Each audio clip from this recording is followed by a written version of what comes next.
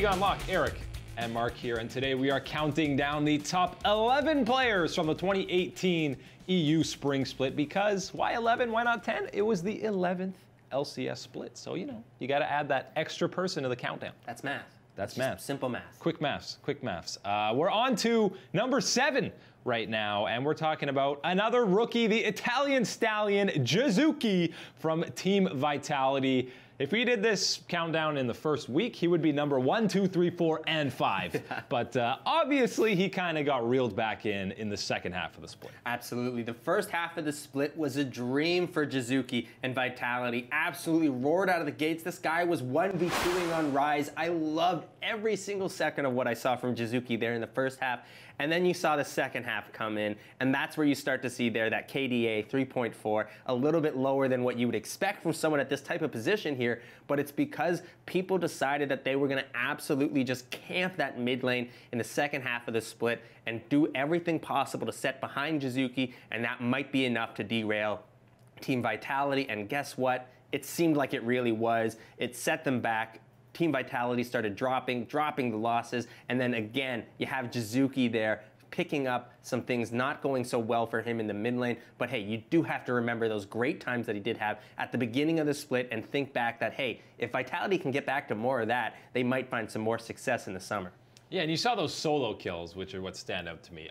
I mean, he was 1v1ing pretty much all the time. He had twice as many solo kills as any other mid laner, so he's clearly the focal point of Vitality. When he's not ahead, they lose the game, basically. When he's not rolling, they lose the game. He is their main win condition and was for pretty much the entirety of the split. So when he was popping off, the team looked great. And then when he wasn't, it's a heavy burden, kind of like Jensen had on Cloud9, where if he doesn't have an amazing game, it's like, oh, what's wrong with this guy? Why aren't they winning? He needed to have pretty much exceptional games all the time for them to win. Absolutely. When you bring up Jensen, I can think of Jensen and Bjergsen are two mid laners are in North America, but one of the things that they specialize in is if you ban out a lot of their champion pool, they're still going to hold even in that matchup in the mid lane. If you camp them, no matter what, you're going to be wasting your time. But that wasn't what was happening with Jizuki. They were spending their time there, their resources there, and they were coming away with advantages and deaths onto Jizuki, which is not something you can be giving up if you're going to be this win condition hard carry in the mid lane.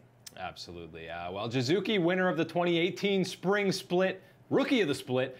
Coming in at number 6, we got another previous Rookie of the Split, Xerxes, jungler for Splice. He won Rookie of the Split back on Unicorns of Love in 2017 Spring. We'll just make that known. But this was another guy who early on in the split, you were left wanting more. But as the season progressed, he turned into one of the best junglers in Europe.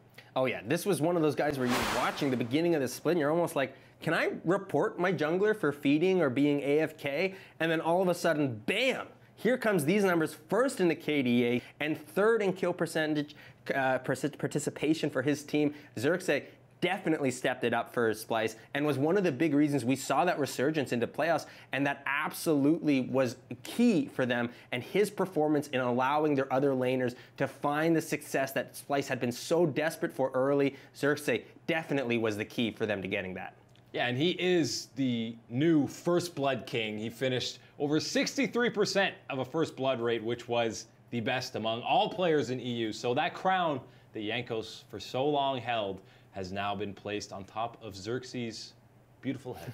Hey, got a beautiful head. He does, and you have to think that, hey, we're going to be seeing that beautiful head at Rift Rivals, and we're going to be seeing Xerxes is definitely a player in the jungler position. I'm excited to see him switch some things up because he does play occasionally some junglers that are a little bit further outside the meta, especially the meta of what North America has, where we don't see champions like Warwick.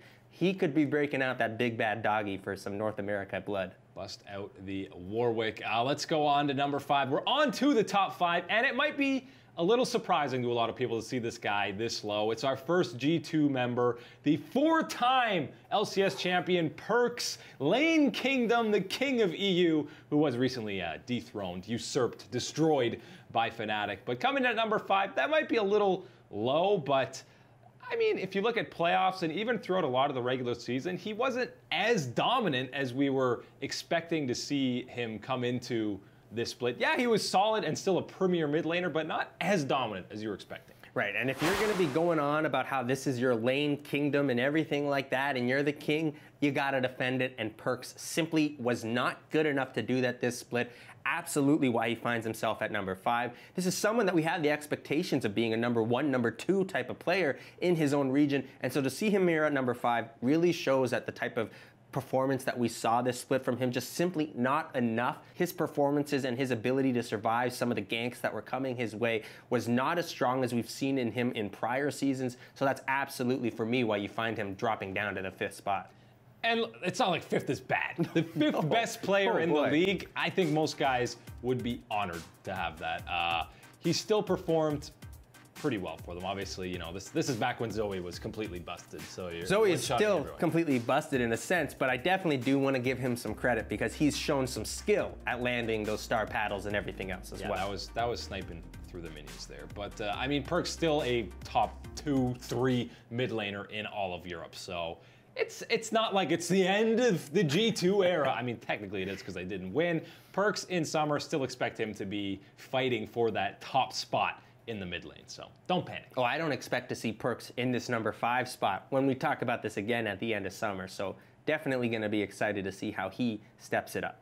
Now, why him being at 5 might be surprising is because at number 4, we got another G2 member, and that's Wunder in that top lane. This guy was hands down the best top laner in Europe. I know, didn't perform quite to the level we were expecting against Fnatic. He was supposed to make Bwipo wish he had broken his arm, but that didn't really happen. Absolutely. We were so expecting that from Wunder, and just goes into the matchup against Bwipo and the rest of the jungler position. It's coming into there to provide that pressure, and simply wasn't enough. Wunder didn't get it done. But hey, guess what he did get done? Throughout the rest of the regular split, Wunder was absolutely a rock in the top lane for G2, provided them with that stability that they needed early on in the split as they were all trying to figure out how do we play with one another, what are our patterns here that we're trying to develop, and he absolutely was the rock for G2 and provided that into the later half of the split as well. Really loved his performance from him, a true standout in the top lane. Yeah, and really he showed he can play tanks. Obviously he excels more when he's on the carries. That's why you saw he had the highest damage percentage out of all top laners. He played a lot of Gangplank, played the Fiora, the Camille a lot, and that was a pretty heavy win condition for G2. They played heavily through that top side of the map with that Wunder Jankos duo because their bot lane struggled quite a bit throughout the split. They did a lot better in playoffs, but in the regular season they were struggling, so that emphasis was the top side of the map, and Wunder was the key. Absolutely, and I can distinctly remember many games where it looked like it could go either way for G2 and their opponent, and it was Wunder stepping up, whether it was a massive Ornn ulti coming through or whatever it was, a Cho'Gath chomp. This guy really provided some great things in the top lane for G2. Yeah, and he definitely blew away people's expectations coming into this split.